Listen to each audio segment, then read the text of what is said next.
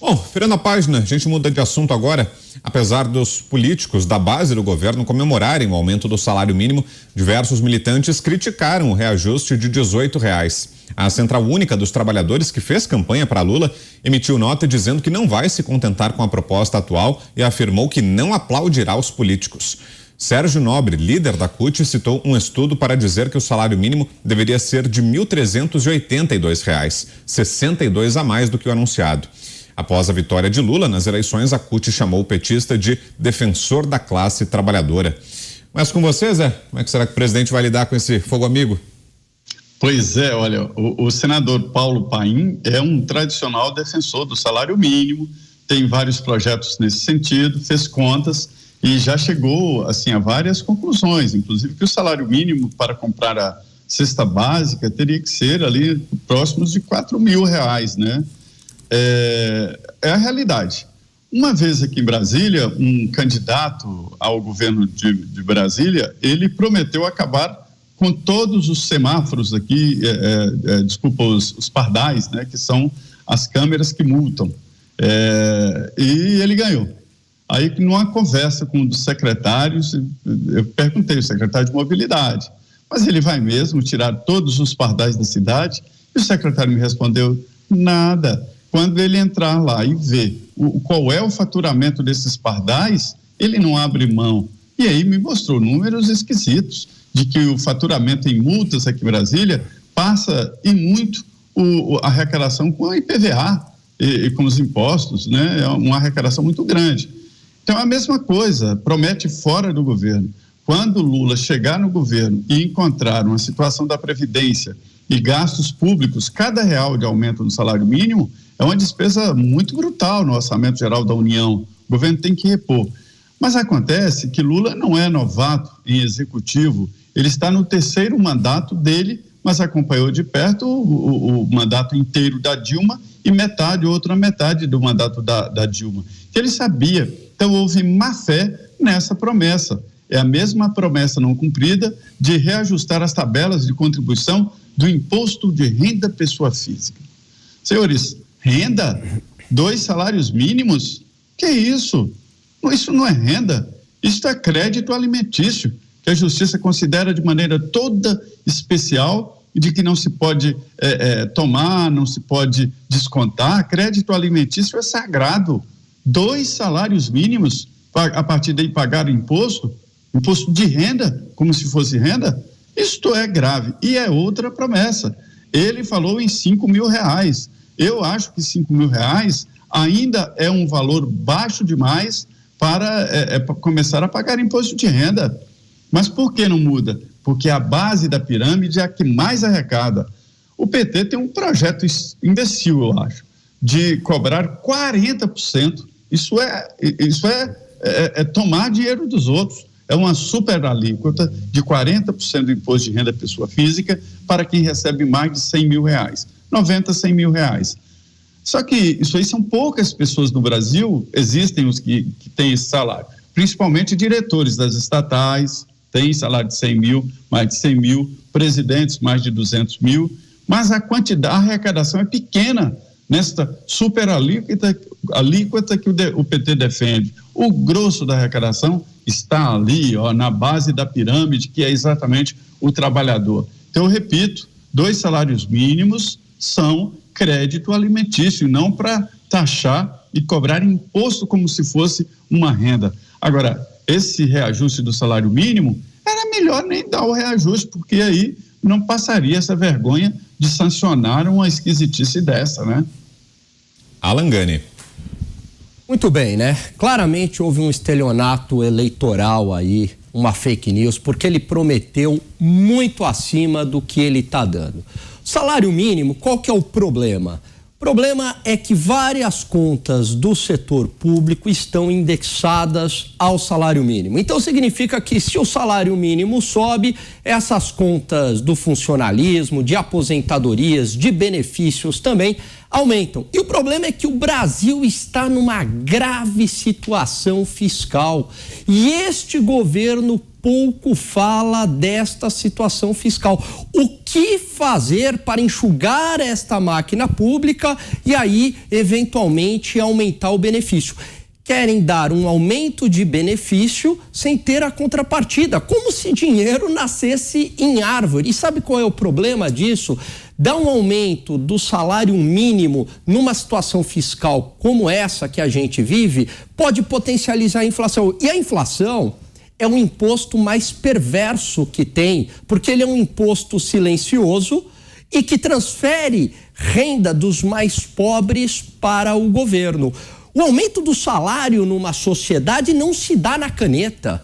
Se fosse na caneta, numa canetada, a Venezuela não teria nenhum problema, né? Porque eu determino lá um salário mínimo de 5 mil e acabou. Não é assim que a coisa funciona. Para aumentar o nível de salários numa sociedade, e o salário é o preço da mão de obra, e o preço é uma resultante, depende do nível de emprego, depende do crescimento econômico. Variáveis que pouco o governo do PT tem falado. Como trazer crescimento econômico, como ajustar a inflação, que é o maior inimigo dos baixos salários para as populações de baixa renda. Tem um outro ponto do ponto de vista econômico, né? O aumento do salário mínimo, né, em patamares muito grandes, pode gerar um desemprego. Vou dar um exemplo bem simples aqui para o pessoal entender sem muito economês. Chego aqui na Jovem Pan e falo assim, ó, todo mundo agora é obrigado a ganhar 50 mil reais na caneta por mês, né?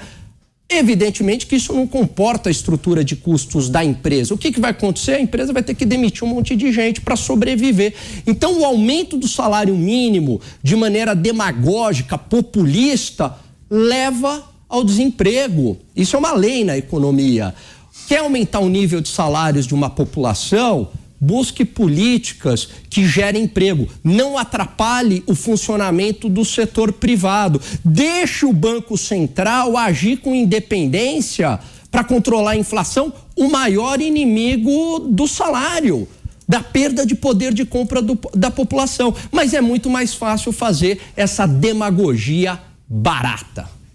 Pavinato. R$18 não dá nem para ajudar a pagar a dama que lhe satisfaz, né? Falta. Tá 50 a dama, falta né? 32. Isso é na época da música ainda, que com a inflação hoje já deve estar quase 90. Mas. Tá tudo isso, Zé? Tá sabendo? Tem informações aí? Não conheço esse Quanto mercado, é que tá o show do perfeito. Boca Nervosa, Zé? Boca Nervosa tem um programa de rádio e ele vem sempre aqui em Brasília cantar as músicas dele.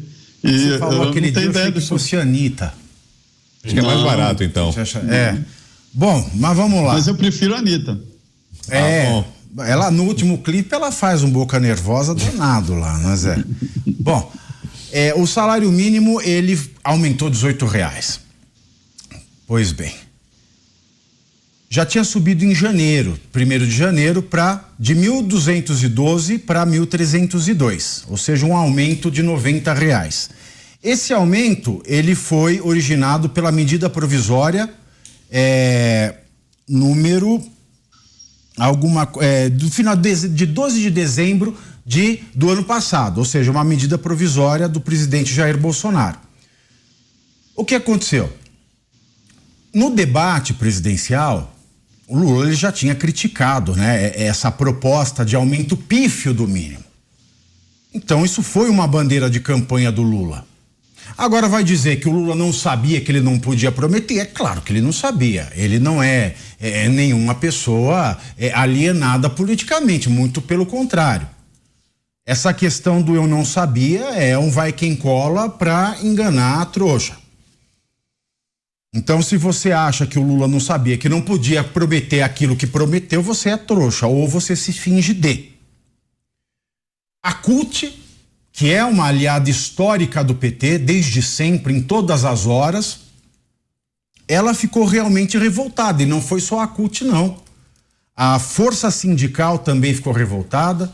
A UGT, que é a União Geral dos Trabalhadores, também ficou revoltada. E eles ficaram revoltados não só pelo valor irrisório de R$18. R$18. Porque veja, olha a conjuntura. os servidores federais tiveram aumento, o presidente, o vice, todos os ministros do presidente, deputados, senadores, que não tiveram só aumento de salário, tiveram aumento do seu cotão de auxílio moradia, sendo que eles já têm apartamento funcional, passagem aérea, ou seja, tudo aumentou. Quando o Lula ele entrou para presidente, ele falou o seguinte, que ia manter as promessas de campanha, já sabia da conjuntura econômica, mas mesmo assim ele aumentou de 24 para 37 ministérios. Se a gente falar de 1.000 empregos por ministério, estou jogando baixo, tá? Porque tem ministério como o Ministério da Educação que tem mais ou menos 350 mil funcionários. Estou pegando ministérios pequenos. Se a gente falar acanhadamente, a gente já está falando de 13 mil empregos diretos, né, com benefícios, com salários, etc. e tal. E aí você dá esse monte de aumento, ainda por cima você libera valor do orçamento de 2023 para 263 parlamentares em início de mandato, o que é proibido por lei. Ou seja, tem dinheiro para absolutamente tudo. Tudo. Ele disse, eu sou um presidente sem palácio. Ele chegou, fez a mesma coisa que fez em 2003, mandou reformar o Palácio do Planalto. E para isso tem dinheiro.